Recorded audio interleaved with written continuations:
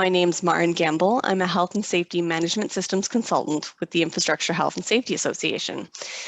I'm just hoping to have a quick chat today within the Core 2020 audit tool about a couple elements that are causing a little bit of confusion for a few people between element 2 and element 3. So if I just navigate in this audit tool that I've downloaded today.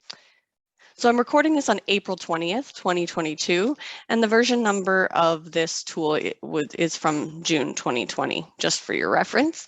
But in here, if I navigate to element 2, you can see that it's hazard assessment, analysis, and control, where if I go to element 3, it talks about controls.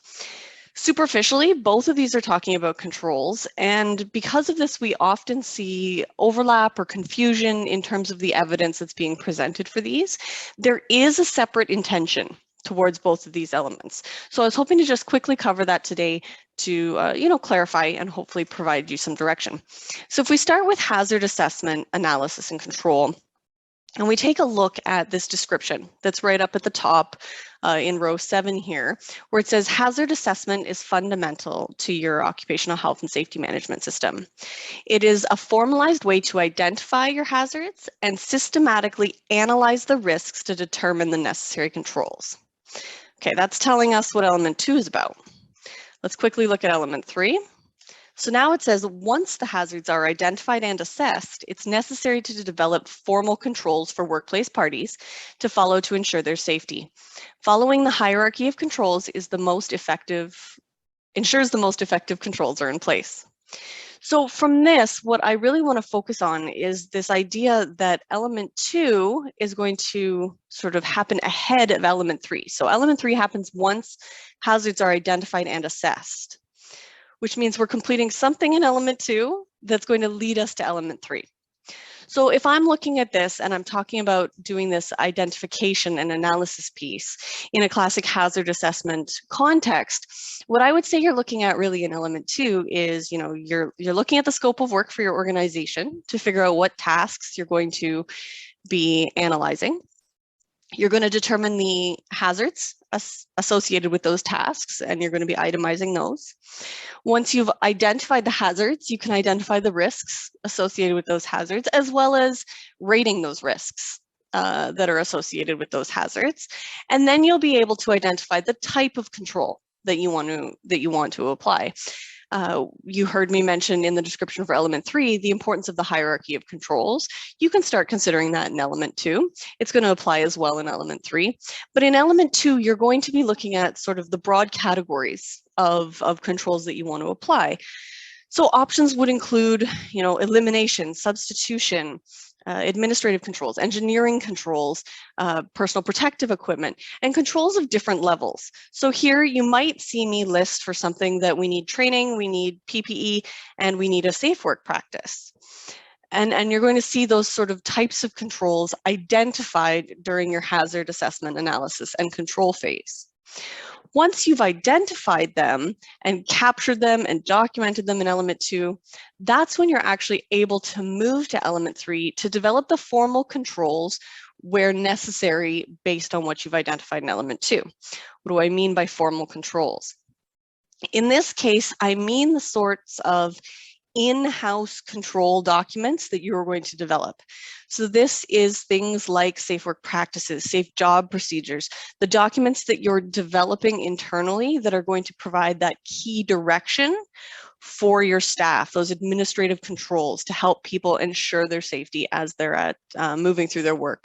For those that are familiar with the previous core audit tool and audit standard, there used to be 2 elements included, which was safe work practices and safe work procedures.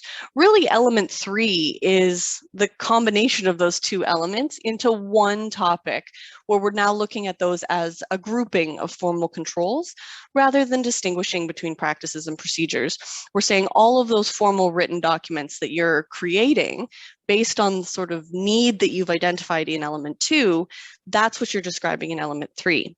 So in element 3, now, when we're talking about writing a procedure, this is a procedure for writing those practices and procedures in a systematic way and ensuring that you're always considering the same sorts of things during that process. So this is why the hierarchy of controls appears here. We want to make sure that that's always part of developing those formal written controls.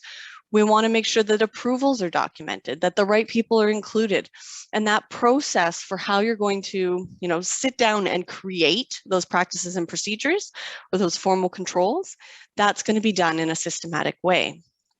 That's completed after you did that hazard assessment phase. So the procedure in the hazard assessment actually is walking through the process, again, making sure that we're describing the systematic process for achieving the hazard assessment phase. The hazard assessment phase being where we're identifying and rating our hazards and then starting to identify the category of control that we expect to apply to it.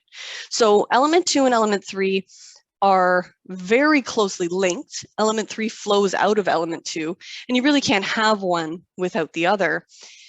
But they are distinct pieces of evidence, and the procedures are referring to different things. So element 2 is talking about that development process around hazard assessments, and element 3 is talking about the development process around your formal controls, such as safe work practices and safe job procedures. So further to that, while the hazard assessment may result in some sort of chart or registry that's got all kinds of control types identified in it, it's in element 3, the controls element, where those controls are actually fully developed to address those hazards and risks. And it's important that that control process, the development process in element 3, really be set up to provide adequate information in those documents so that the expectations for control do address those risks that you identified in element 2 and provide the true risk reduction strategies that are necessary to bring those risk rating levels down to your acceptable levels. So, just to summarize, you've got the identification of hazards and risks in the hazard assessment element, element 2, but the development of the controls for those hazards and risks in element 3. As always, if you have any questions and you want to follow up on this topic, please don't hesitate to reach out at core@IHSA.ca.